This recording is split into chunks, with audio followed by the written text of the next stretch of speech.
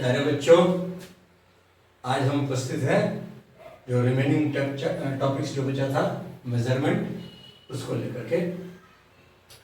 सो measurement में दो चीजें होती है, बताओ क्या क्या होती है। तो एक तो होता है मेजरिंग apparatus, मेजरिंग apparatus दो चीजें होती है।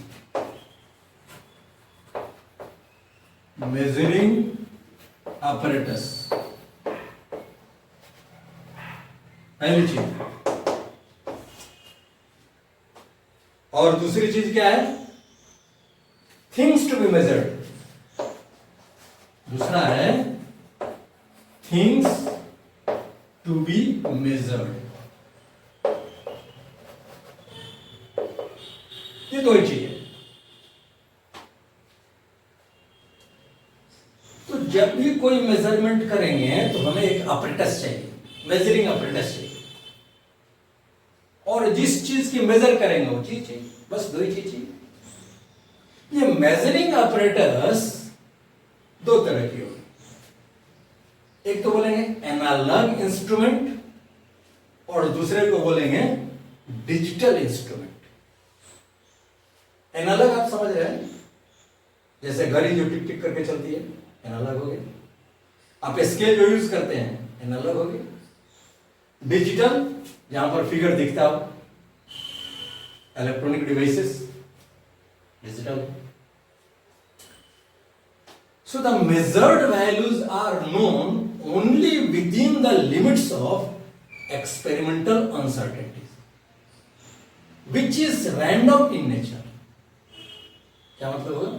इसका मतलब हुआ कि कोई भी मेजरमेंट जो है उसमें एक एरर आएगा ही आएगा,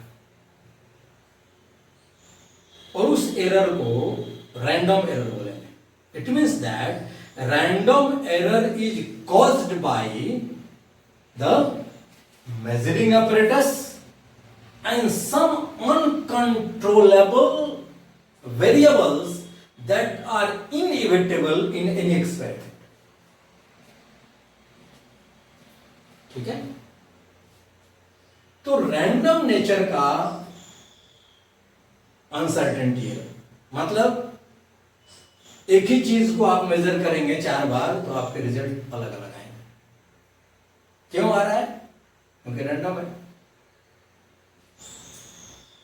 एनीवे, अब ये जो रैंडम अनसर्टेनिटी है, अनसर्टेनिटी का मतलब एरर, जो मेजरमेंट में एरर इंट्रोड्यूस होता है। कोई भी जब मेजरमेंट आप करोगे तो मेजरमेंट में एरर आएगा ही आएगा, क्योंकि इंस्ट्रूमेंट के साथ एसोसिएटेड है, और कोई ना कोई इंस्ट्रूमेंट तुम रखोगे ही मेजर करने के लिए। Anyway, so this random uncertainty is expressed by significant figures.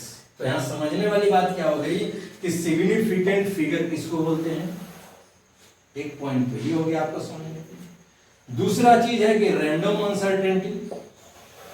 Random uncertainty तो आपको क्लियर हो गया, जो मेजरिंग इंस्ट्रूमेंट का लिमिट है, क्योंकि measured values are known only within the limits of experimental uncertainty. तो ये लिमिट क्या है, किसी इंस्ट्रूमेंट की लिमिट क्या है, उसका लिस्ट काउंट है। इसका मतलब रैंडम एरर लिस्ट काउंट के साथ एसोसिएटेड है। सो मेजरिंग इंस्ट्रूमेंट का जो लिस्ट काउंट है,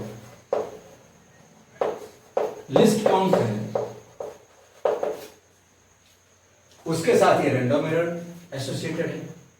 और जो थिंग्स मेजर हो रही है उसकी टेम्परेचर बदल सकती है। मान लो कि वोल्टेज हम मेजर कर रहे हैं तो वोल्टेज फ्लक्चुएट कर सकता है ना, आदि ह्यूमिडिटी चेंज कर सकते हैं, ह्यूमिडिटी का कुछ मेजरमेंट करा। एनीवे, सो जो अनकंट्रोलेबल वेरिएबल्स है, जो हमारे कंट्रोल के अंदर नहीं है, वो सब सिस्टम में आ जाएगी। जो मेजर कर रहे हैं सिस्टम उसके अंदर वो चीज वेरिएबल वेरी करेगी, तो हमारा मेजरमेंट अफेक्ट होगा। तो ये दोनों ही बातें हैं रैंडम वेरिएबल के अंदर, रैंडम अनसर्टेनिटी, रैंडम एरर के अंदर आ जाती है।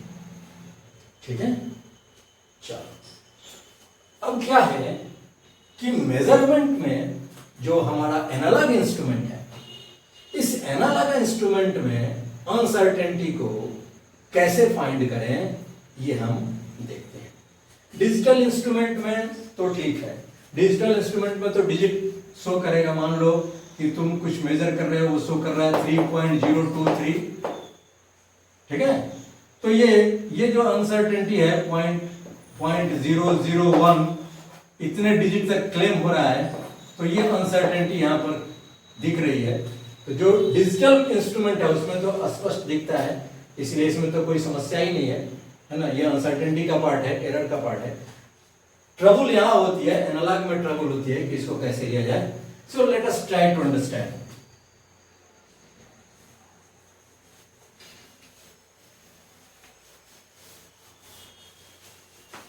अब एक चीज और यहां पर समझ लेते हैं कि इस रैंडम एरर को मिनिमाइज कैसे, हटा तो नहीं सकते हैं, मिनिमाइज कैसे करें। तो लार्ज नंबर ऑफ ऑब्जर्वेशन लेते हैं। It can be minimize by taking a large number of observations.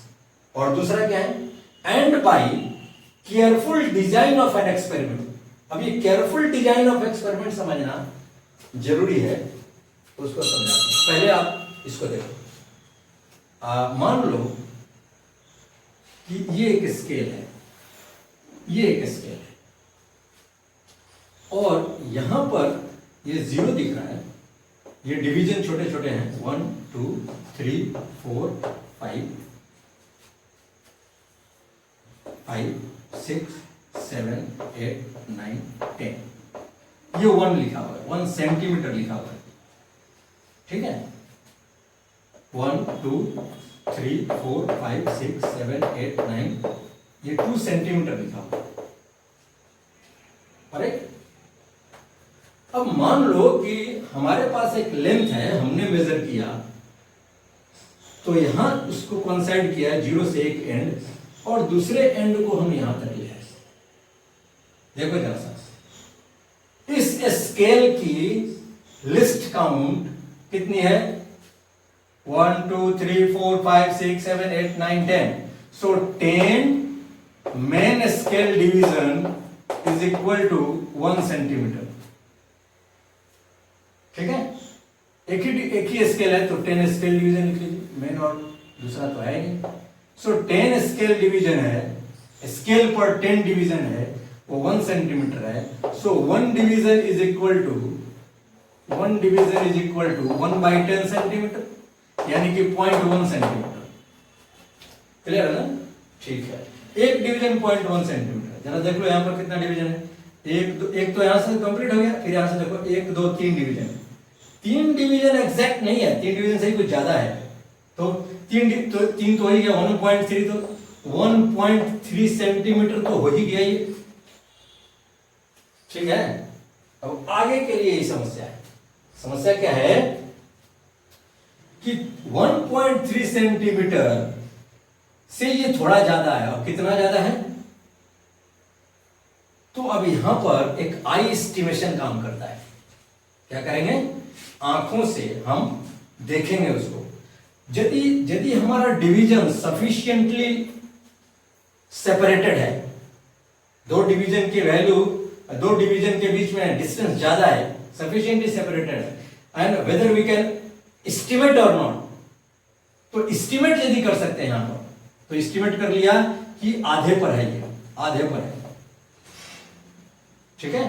तो एस्टिमेट कर लिया आधे पर है, तो हमने क्या किया 1.3 और आधा एस्टिमेट किया है, आधा एस्टिमेट किया है, तो कितना हो गया ये 0.1 सेंटीमीटर, तो इसका आधा कर दो 0.1 सेंटीमीटर बाई 2, तो कितना हो गया 0.05, 0.05, तो ये हो गया। इसमें 0.05 जोड़ देते हैं, तो 0.05 जोड़ेंगे तो इतना सेंटीमीटर।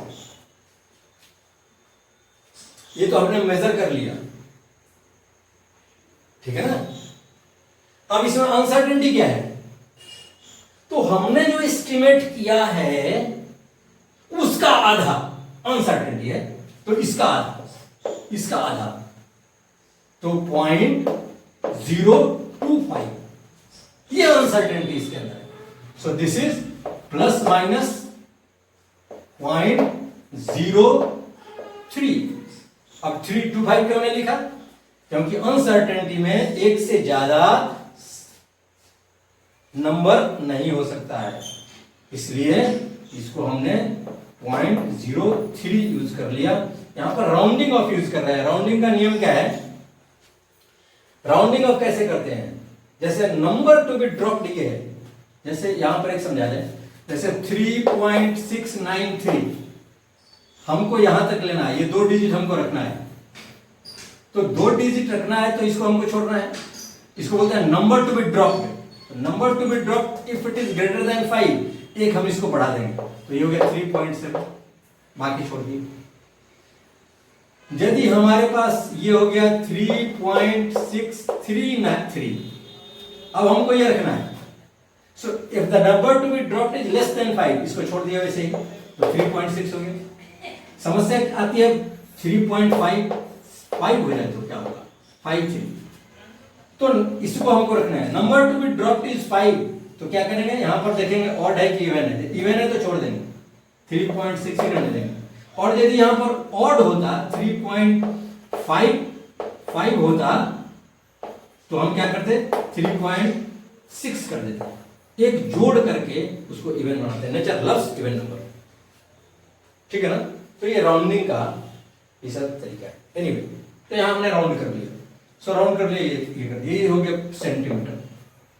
तो एस्टिमेट हो गया हमारा 1.35 प्लस माइनस 0.03 सेंटीमीटर को बाहर लिखेंगे। इस पार्ट को एब्सोल्यूट एरर भी बोलते हैं, इसको एब्सोल्यूट एरर भी बोलते हैं, एब्सोल्यूट एरर या एब्सोल्यूट अनसर्टेनिटी।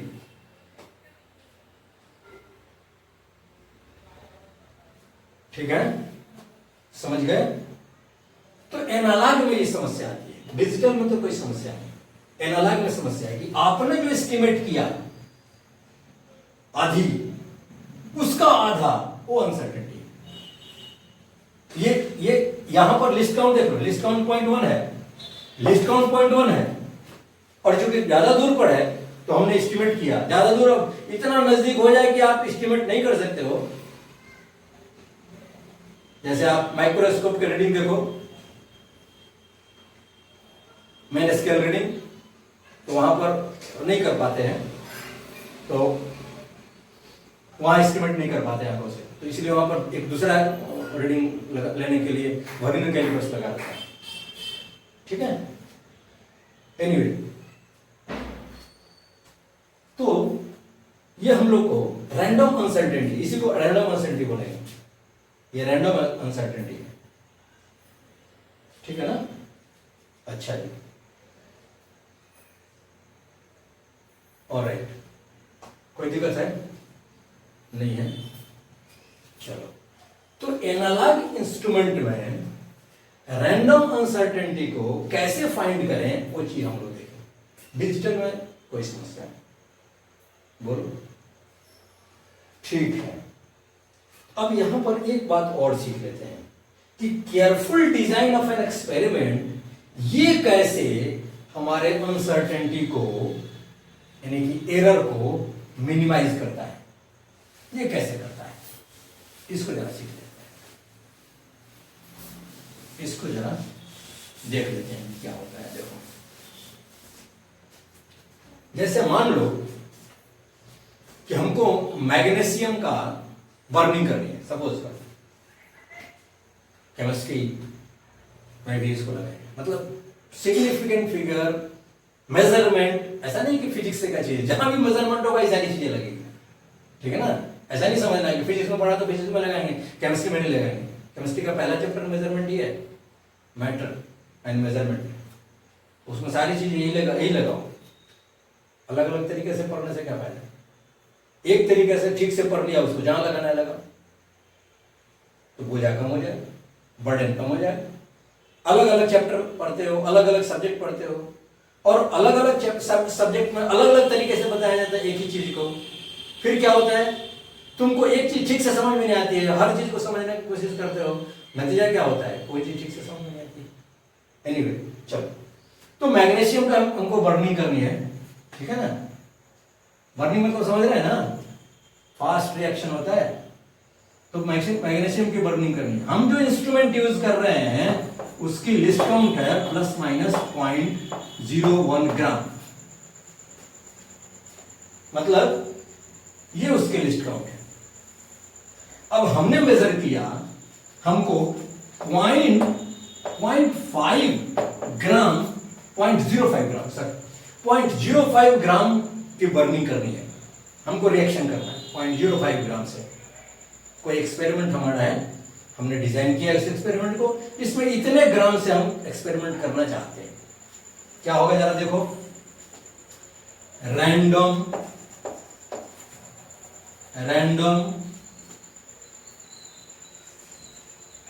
एरर कितना होगा, रैंडम एरर कितना होगा? तो रैंडम एरर क्या है बोलो, limits of our apparatus। So हमारे apparatus की लिमिट यही है। So this is the random error 0.01 gram, ठीक है, gram. Relative random error, relative random error, relative का मतलब डिवाइड करना है, किसी के रेस्पेक्ट में लेना है ना। तो रिलेटिव के लिए क्या करते हैं, 0.01 बाई 0.05, ये रिलेटिव रैंडम एरर हो गया। इतने ग्राम में कितना एरर इंट्रोड्यूस हो जाएगा। यदि इतना ग्राम हम मेजर करते हैं तो कितना एरर इंट्रोड्यूस हो जाएगा, ये रिलेटिव एरर है, ठीक है। Relative percentage random error percentage अब 100 से मल्टीप्लाई कर दो तो ये हो गया 0.01 बाई 0.05 इंटू 100, ये हो गया 20%। कितना एरर इंट्रोड्यूस हो गया, 20%। यदि हम 0.05 ग्राम को मेजर करते हैं तो इसकी जो मैस है वो 20% से वेरी कर सकती है, यानी 20% एरर इंट्रोड्यूस हो सकता है, ठीक है। अच्छा जी, अब हम क्या कर रहे हैं, अब हम अपने एक्सपेरिमेंट को डिजाइन कर रहे हैं, 0.25 ग्राम से, मतलब हम 0.25 ग्राम मैग्नीशियम लेकर के इस एक्सपेरिमेंट को करना चाहते हैं। अब देखो इसमें क्या हो जाएगा, रिलेटिव एरर, रैंडम एरर तो उतना ही रह गया क्योंकि इंस्ट्रूमेंट का लिस्ट काउंट यही है। रिलेटिव एरर क्या हो जाएगा, रिलेटिव रैंडम एरर ये हो गया 0.01 बाई 0.25, ठीक है। परसेंटेज रैंडम एरर के लिए आप 100 से मल्टीप्लाई कर दो, ये हो गया 4%। ये मतलब है careful design of an experiment हमने डिजाइन किया है कि हमें कैसा करना है। यदि हमने ऐसा डिजाइन किया कि हम 0.05 ग्राम लेकर के हम मेजर करें तो इंट्रोड्यूस हो गया 20%, और हमने डिजाइन किया कि नहीं हम 0.25 ग्राम लेकर मेजर करेंगे तो हमारा 4% एरर है। So this is the way how we can minimize the random error. Okay, तो ये दो तरीके हैं, एक तो नंबर ऑफ ऑब्जर्वेशन ज्यादा ले लेंगे और एक दूसरा कि केयरफुल डिजाइन कर लेंगे, तो ये हमारा मिनिमाइज हो जाएगा। ओके, कोई दिक्कत नहीं है, ठीक है। अब हम सीखते हैं इसमें कि ये सिग्निफिकेंट फिगर क्या है, ठीक है ना। तो सिग्निफिकेंट फिगर क्या है, क्या लिखा हुआ है, this random uncertainty is expressed in significant figure. तो जब कोई मेजरमेंट करते हैं तो मान लो कि हमारी मेजर्ड वैल्यू आई है 1.35, इसमें सिग्निफिकेंट फिगर कितने हैं? 1 2 3, 3 significant figure. Total number of digits claimed in any measurement is the number of significant figures. कैसे इसको पता करते हैं? सो start from the left, left से स्टार्ट करो। और कहां से स्टार्ट करेंगे? फ्रॉम द काउंटिंग कहां से स्टार्ट करेंगे? From the first non zero digits. जैसे मान लो 0.0132, इसमें पूछा जाए कि सिग्निफिकेंट फिगर क्या है। So start from left and the first non zero digit is here. So 1 3 और 2, ये 3 सिग्निफिकेंट है, 3 सिग्निफिकेंट फिगर। ठीक है। 0.01302 फर्स्ट नॉन जीरो डिजिट यहां से शुरू हो रहा है, तो 1 2 3 4, ये 0 काउंट हो जाएगा 4। 0.013020 डेसिमल के बाद फर्स्ट नॉन जीरो डिजिट यदि हमने काउंट कर लिया है, उसके बाद कोई 0 आता है, that 0 is also included in significant figure। तो कितना हो जाएगा? 1 2 3 4 5। ठीक है ना? तो सिग्निफिकेंट फिगर की कहानी। अब एक समस्या यहां पर आती है, बस इतने ही से आपको पूरे सिग्निफिकेंट फिगर निकल जाएगा। एक समस्या कहां आएगी? प्रॉब्लम आएगी आपको। मान लो कि आपको 500 दिया हुआ है, 500, आपसे पूछा गया कि इसमें सिग्निफिकेंट फिगर क्या है। तो यहां एक समस्या है, ठीक है ना? तो इसके लिए क्या करते हैं, इसको स्टैंडर्ड फॉर्म में लिखते हैं, साइंटिफिक नोटेशन। क्या करता है स्टैंडर्ड फॉर्म? 5 into 10 का पावर 10 का पावर 2, 5 into 10 का पावर 2। तो इस स्टैंडर्ड नोटेशन में आप लिख लो इसको। ठीक है। यदि ऐसा लिखा हुआ है, ये सिग्निफिकेंट फिगर के अंदर नहीं है, ये सिग्निफिकेंट फिगर है, तो इसमें एक सिग्निफिकेंट फिगर है। यदि यही चीज ऐसा लिखा हुआ है 5.0 into 10 का पावर 2, आंख बंद करके लिख दो, 2 सिग्निफिकेंट फिगर। यही चीज 5.00 into 10 पावर 2 लिखा हुआ है, आंख बंद करके लिख दो, all the 3s are significant, 3 significant. अच्छा, ऐसा नहीं लिखा हुआ है, तो कैसा लिखा हुआ है? ऐसा लिखा हुआ है 500 ± 1, ऐसा लिखा हुआ है। अब सिग्निफिकेंट फिगर कितना है? तो ये बताएगा कि अनसर्टेनिटी जो है वो पहले डिजिट पर है, अनसर्टेनिटी फर्स्ट प्लेस पर है, यूनिट प्लेस पर है। तो सिग्निफिकेंट फिगर कितने हो जाएंगे? ऑल 3 आर सिग्निफिकेंट, क्योंकि अनसर्टेनिटी यहां है, तो all the 3 are significant. Significant figure 3 हो गया।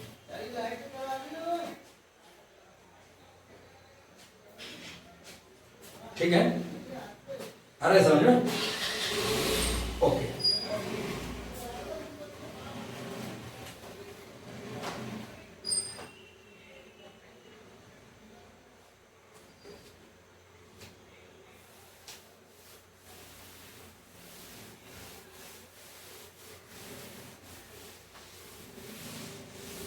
अब एक चीज और यहां पर सीख लो, ऑर्डर ऑफ मैग्नीट्यूड।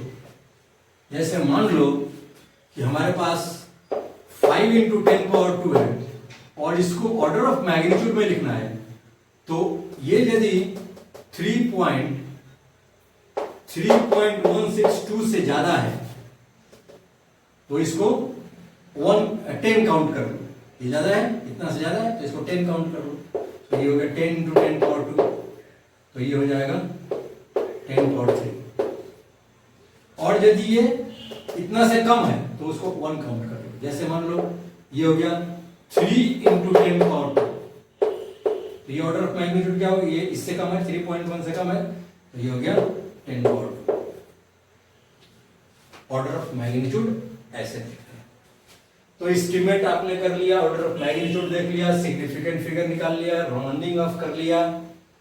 हाँ, अब क्या करेंगे?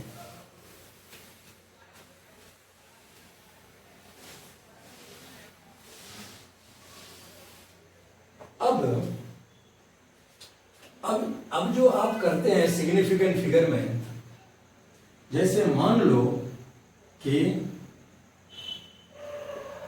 19.56 डिग्री सेल्सियस, ये कोई मेजर्ड वैल्यू आपको दी हुई, और कोई दूसरा इंस्ट्रूमेंट मेजर कर रहा है 19.6 डिग्री सेल्सियस, तो यहां पर सिग्निफिकेंट फिगर ज्यादा है और यहां पर सिग्निफिकेंट फिगर कम है, तो जहां पर सिग्निफिकेंट फिगर ज्यादा होगा उसको बोलते हैं प्रिसाइजनेस ज्यादा है। So this measurement is more precise than this measurement. ठीक है ना? यदि सिंगल ऑब्जर्वेशन की बात करें तो सिंगल ऑब्जर्वेशन में नंबर ऑफ सिग्निफिकेंट फिगर प्रिसाइजनेस बता देगा। ठीक है? अब सीरीज ऑफ एक्सपेरिमेंट्स है, बहुत सीरीज ऑफ ऑब्जर्वेशन है, एक नहीं है, कई है।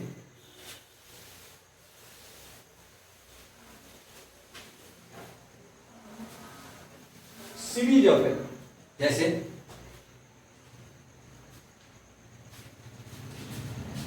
सपोज करो ये है 21.2,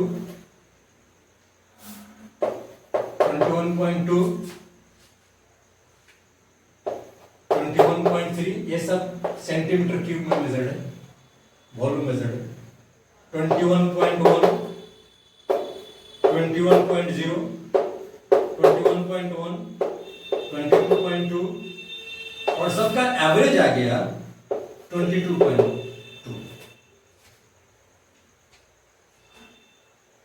अब यहां पर प्रिसीजन का क्या मतलब है?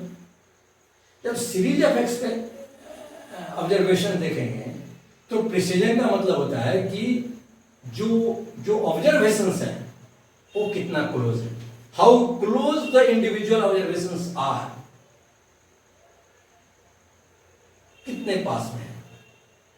ठीक है? किसके पास? आपस में, टुगेदर और close to the average value, mean value. तो ये मोर प्रिसाइज है या नहीं है? एक दूसरा ऑब्जर्वेशन ले लेते हैं, पता चले।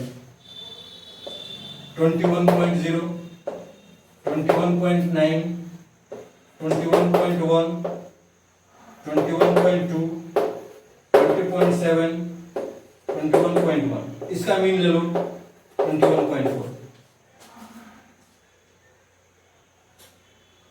इसी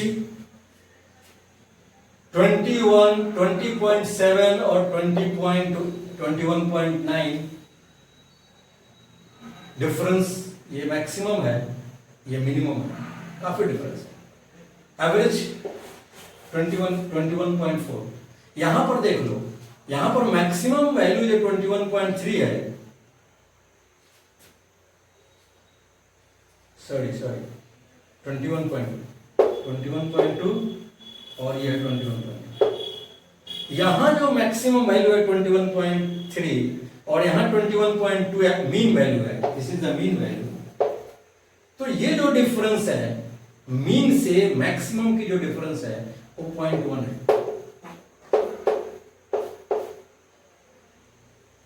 और यहां पर मीन से मैक्सिमम की जो डिस्टेंस है वो कितनी है?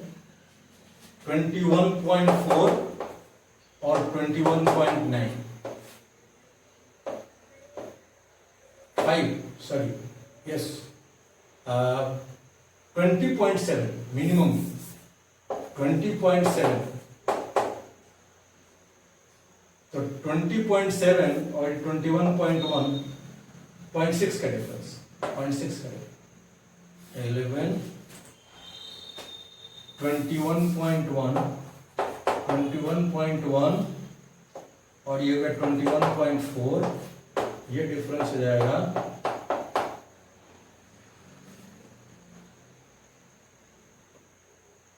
4 5 का, और 21.4 और 20.7,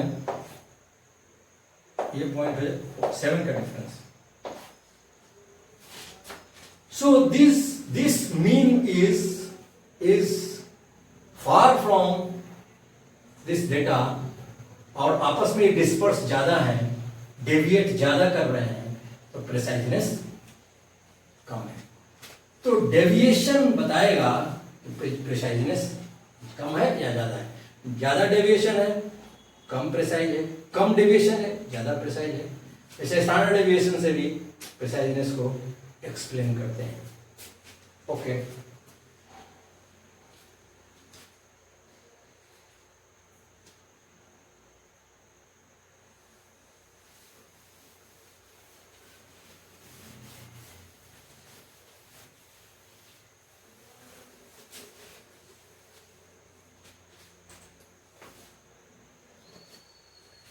ठीक है।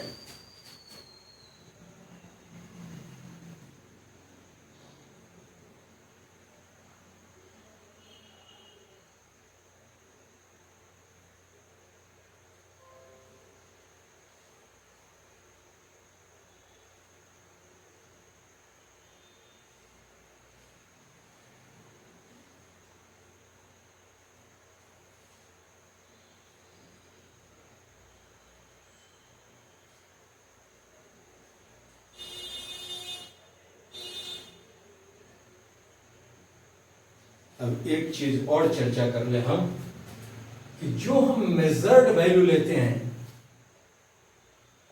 एक्सपेरिमेंटल वैल्यू,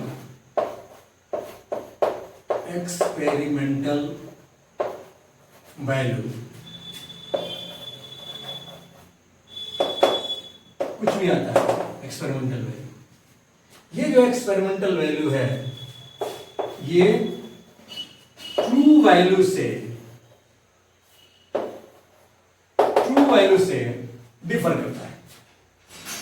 एक्सपेरिमेंटल वैल्यू और ट्रू वैल्यू में डिफरेंस होती है, ठीक है। ज्यादा डिफरेंस होगी तो लेस एक्यूरेट होगा, कम डिफरेंस होगा ज्यादा एक्यूरेट होगा। तो एक टर्म यहां पर आता है एक्यूरेसी का। तो ये जो एक्यूरेसी है वो किसके कारण आती है?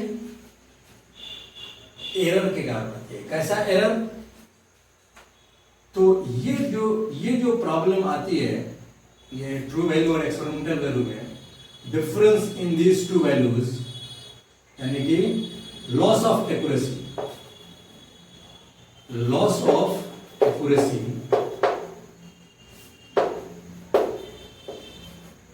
Is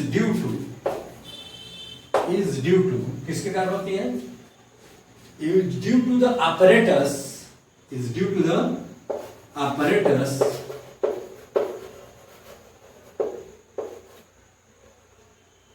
and the procedure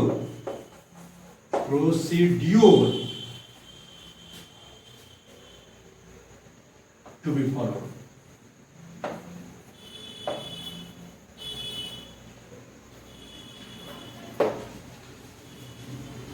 apparatus और प्रोसीड्यूर के कारण ये एरर आती है।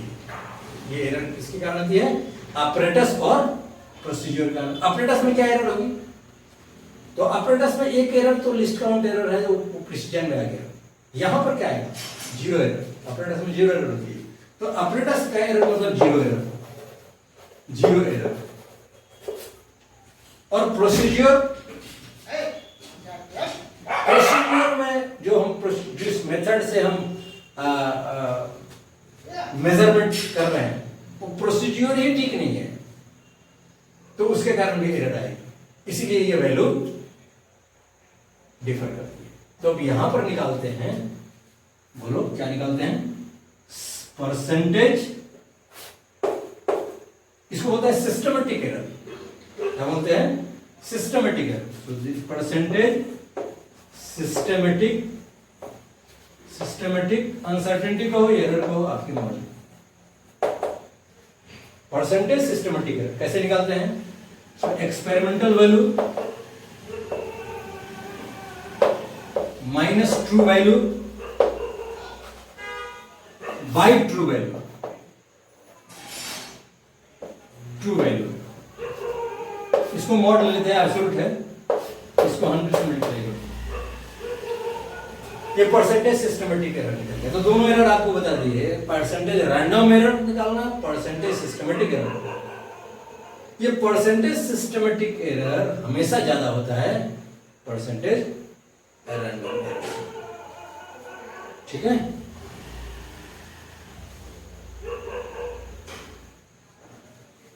अब चलो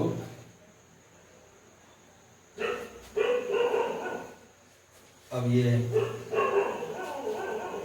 इस लेक्चर के अंत की तरफ हम बढ़ रहे हैं। एक चीज मात्र डिस्कस करके आज हम लोग इसको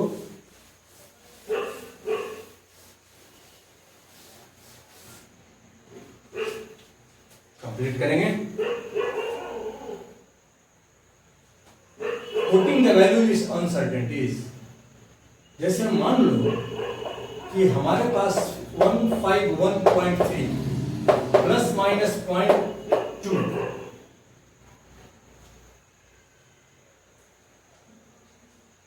ये वैल्यू है, ये वैल्यू अनसर्टेनिटी के साथ हमको कोट करना है, ये मेजर वैल्यू है और इसको एक्सप्रेस करना चाह रहे हैं कि हम कैसे इसको एक्सप्रेस करें फाइनल। तो देखो डेसिमल के बाद एक डिजिट, अनसर्टेनिटी में एक डिजिट से ज्यादा नहीं रहेगा, यहाँ पर डेसिमल के बाद एक डिजिट आ रहा है, अनसर्टेनिटी यहीं पर है, लास्ट डिजिट ही अनसर्टेन होता है, मोस्ट अनसर्टेन यही है। तो इस यहाँ पर यह है, ये डाटा बिल्कुल ठीक है, एक्सप्रेस बिल्कुल सही है। दूसरी चीज है कि किसी ने ऐसा लिखा 157.47 प्लस माइनस 0.1। अब अनसर्टेनिटी तो पॉइंट के बाद एक है और यहां पर पॉइंट के बाद 2 डिजिट क्लेम हो रहा है, अनसर्टेनिटी से ज्यादा क्लेम मेजरमेंट में नहीं कर सकते हैं, तो इसलिए इसको इस तरह से एक्सप्रेस करना ठीक नहीं है, ये तो कैलकुलेट करके आ जाती है। तो इसको एक्सप्रेस कैसे करेंगे?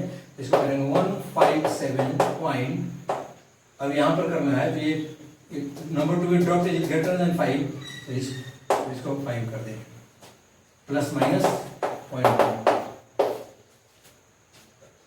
ठीक है ना। अच्छा जी, दूसरा है 0.06500 प्लस माइनस 0.0001। अब क्या करें? 1 2 3 4 1 2 3 4 यहां तक रखेंगे, जीरो छोड़ा हटा देंगे, सो ये हो गया 0.0650 प्लस माइनस 0.0001।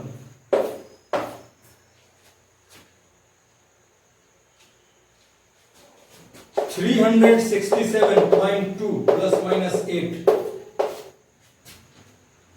अब देखो भाई इसका मतलब क्या हुआ? इसका मतलब इसकी वैल्यू 8 आगे पीछे जा सकती है, 0.2 का कोई मतलब नहीं हुआ, तो ये हो जाएगा 367 प्लस माइनस 8।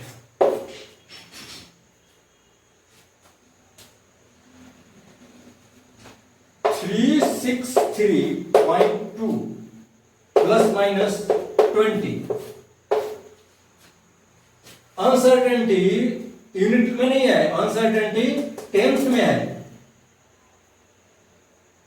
यूनिट टेंस, तो यहां पर है, इसका मतलब यहां पर अनसर्टेनिटी है, यहां नहीं है, तो इस डिजिट का कोई मतलब नहीं हुआ, तो क्या लिखेंगे? 360 प्लस माइनस 20, ठीक है। और लास्ट 363.2 प्लस माइनस 100। अब देखो यहां पर अनसर्टेनिटी यहां है, यानी कि यहां है, तो इसका कोई मतलब नहीं, तो 3 के पहले नंबर टू पे ड्रॉप इज ग्रेटर देन 5, एक बढ़ा दो, 400 plus minus 100। So this is how we can quote the values using uncertainties. Okay? तो अब एक बात और बोल दें हम आपको अनसर्टेनिटी कैलकुलेशन में और प्रोपगेशन में। वेरी गुड, बता दें? ठीक है।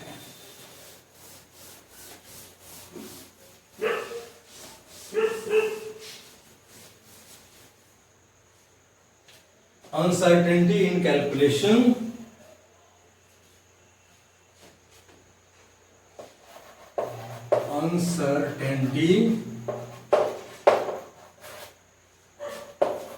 in calculations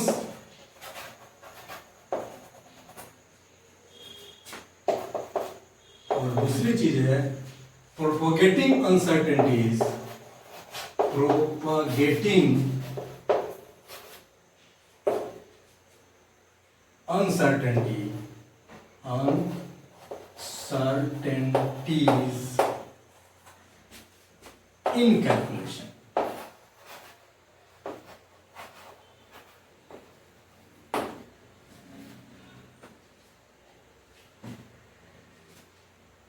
क्या मतलब हुआ अनसर्टेनिटी इन कैलकुलेशन? कैसे मेजर करेंगे? जैसे मान लो कि कोई फिजिकल क्वांटिटी है, जैसे मान लो x, ये a पर डिपेंड कर रहा है, ये b पर डिपेंड कर रहा है और c पर डिपेंड कर रहा है ना? और पावर है मान लो कुछ भी 2, 3 ऐसा है। तो अनसर्टेनिटी x के कैलकुलेशन में कैसे आएगा, कैसे कैलकुलेट करें? तो एक सिंपल सा तरीका है, ठीक है ना? सिंपल तरीका क्या होगा कि आप इस दोनों साइड में लॉग ले लो, लॉग लेके डिफरेंशिएट कर दो, ठीक है ना? मैं डायरेक्ट लिख देता हूं delta x by x is equal to twice delta a by a plus delta b by b plus 3 delta c by c. Plus क्यों लिख दिया? क्योंकि एरर हमेशा मैक्सिमाइज होता है, ठीक है ना? इसलिए कभी भी नेगेटिव साइन नहीं आएगा, सबको प्लस कर देगा। अब इसमें डेल्टा ए बाई, अब ये अनसर्टेनिटी है, रैंडम एरर है, अनसर्टेनिटी ये पता है, ये पता है, ये पता है, आप इसे निकालें। दूसरा तरीका क्या होगा? दूसरा तरीका होगा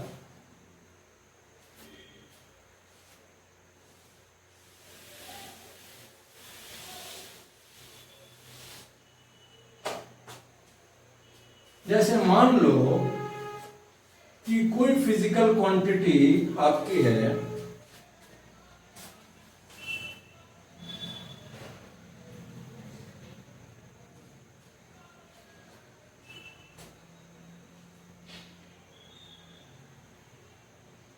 अब इसके थोड़ा कैलकुलस को थोड़ा समझो। डिफरेंशियल का मतलब क्या होता है?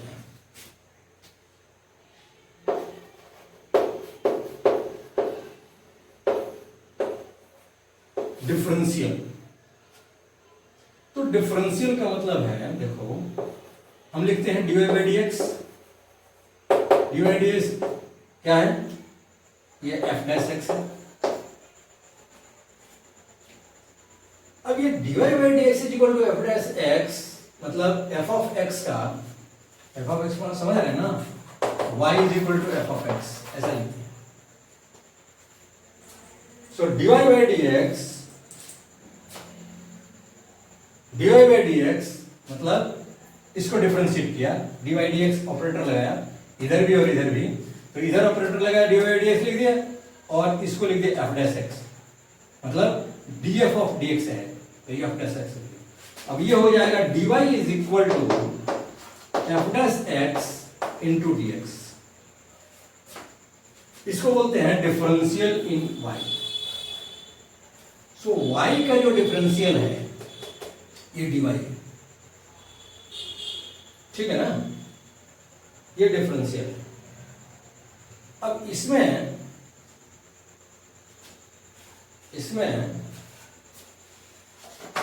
एक ग्राफ से आप इसको ठीक से समझ सकते हो।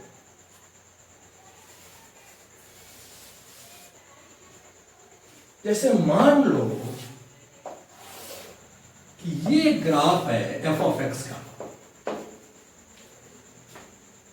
ठीक है। अब यहां पे कोई पॉइंट है, यहां पर हमने एक टेंजेंट ड्रॉ कर दिया, तो यही dy/dx है। यानी कि यहां से आप x डिस्टेंस इधर जाओ, थोड़ा ज्यादा ले रहे हैं, ये x डिस्टेंस ज्यादा जाओ, ये dx हो गया, और ग्राफ पर यदि जाओ तो ये dx डेल्टा x के बराबर हो गया। क्यों? अब इसको जरा सा ऐसा मिला देते हैं, इसको बोलते हैं सेकेंड और इसको बोलते हैं टेंजेंट। सेकेंड में इंटरवल जरूर रहेगा, टेंजेंट में इंटरवल टेंडिंग टू 0 होता है, तो ये सेकेंड हो गया। इंटरवल देख लो, दो जगह काट रहा है, इंटरवल डेल्टा x, और यही इंटरवल यहां भी दिख रहा है टेंजेंट के ऊपर, तो यानी कि dx और डेल्टा x बराबर है। लेकिन डेल्टा y को देखो,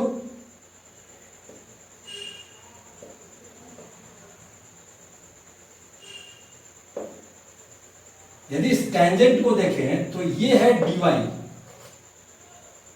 dy/dx tan थीटा स्लोप, और ये है तुम्हारा डेल्टा y। ठीक है, तो लीनियर अप्रोक्सीमेशन यदि हम करते हैं तो ये dy और डेल्टा y लगभग लगभग बराबर आएगा। ठीक है, तो इसका मतलब कि हम delta y is equal to f dash x into delta x लिख सकते हैं। ठीक है, अच्छा जी, अब एक एग्जाम्पल से समझ लेते हैं। जैसे मान लो कि z is equal to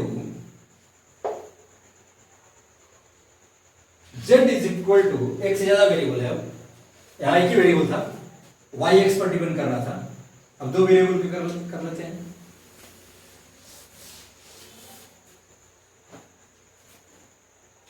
z is equal to, suppose करो x² plus 3xy plus minus y²। अब हमको डिफरेंशियल लिखना है, तो क्या लिखें? dz इज इक्वल टू, बोलो, dz इक्वल टू, एक बार x के रेस्पेक्ट डिफरेंशिएट कर दो, z को x के रेस्पेक्ट में डिफरेंशिएट कर दो, और इसको फिर z को क्या लिखे थे? dy is equal to f dash x dx, ऐसा लिखे थे। ठीक है, तो एक बार x के रेस्पेक्ट में डिफरेंशिएट कर दिया और dx से मल्टीप्लाई कर दिया, प्लस एक बार इसको y के रेस्पेक्ट में डिफरेंशिएट कर दिया और dy से मल्टीप्लाई कर दिया, तो ये हो गया, बोलो, ट्वाइस x प्लस 3y, बस ये तो कांस्टेंट हो गया, इंटू dx, प्लस z के रेस्पेक्ट y के रेस्पेक्ट में किया, ये कांस्टेंट हो गया, 3x माइनस 2y, बस हो गया, डिफरेंशियल निकल गया। ठीक है, तो ये क्या है? डिफरेंशियल क्या है? हाँ, यही तो अनसर्टेनिटी है, यही तो एरर है। ठीक है ना, यही रैंडम एरर है जो निकलेगा इसमें कैलकुलस मेथड से। ठीक है, आ रहा है समझ में? हाँ,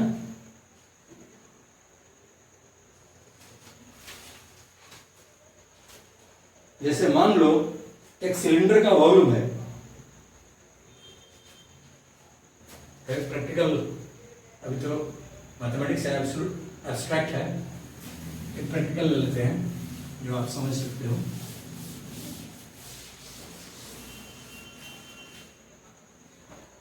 जैसे मान लो एक सिलेंडर का वॉल्यूम है V = 1/3 पाई r स्क्वायर h। r की वैल्यू दी हुई है, h की वैल्यू दी हुई है, व्हाटसोएवर कुछ भी दी हुई है। आपको निकालना है कि वॉल्यूम के कैलकुलेशन में कितना एरर इंट्रोड्यूस होगा। क्या करोगे? निकालो एग्जैक्ट डिफरेंस, इसका डिफरेंशियल लिखो। सो dv = क्या करेंगे, एक बार r के रेस्पेक्ट में डिफरेंशिएट करेंगे, फिर ds में डिवाइड करेंगे। सो 1/3 पाई r के रेस्पेक्ट में करो 2r h dr प्लस 1/3 पाई r स्क्वायर h के रेस्पेक्ट में किए, हो गया। अब आप r की वैल्यू रखो, h की वैल्यू रखो, dr की वैल्यू रखो, सॉरी ये ds आएगा, h के रेस्पेक्ट में डिफरेंशिएट किया और फिर ds से मल्टीप्लाई किया। मतलब क्या किया, नहीं समझ में आया? अरे भाई नीचे लिख देते हैं, क्या किया,